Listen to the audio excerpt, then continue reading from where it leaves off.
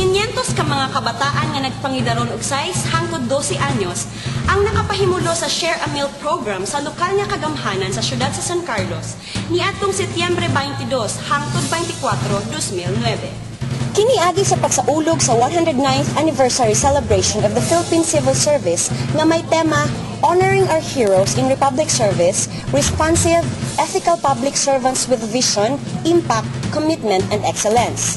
Ang maong mga kabataan gagikan sa Barangay Rizal, Barangay 5 ug Barangay 6. 200 ka mga kabataan ang ipakaon sa Barangay Rizal, 150 sa Barangay 5 ug 150 sa Barangay 6. Ang mga empleyado sa gobyerno nga gilangkuban sa City Mayor's Office, SP, Library, City Health Office, City Legal Office, Public Market and Slaughterhouse Department, City Legal Office, mao'y nagtagtag sa mga pagkaon sa mga kabataan sa Barangay Rizal.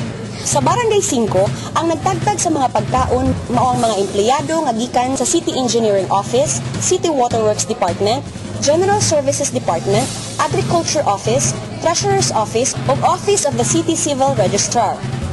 Sa Barangay 6, ang nagtagtag sa mga pagkaon mao ang mga taga-City Hospital, Accounting and Internal Audit Services, City Budget Office, Office of the Human Resource Management, City Social Welfare Development Office, ug ang City Planning Development Coordinator Office.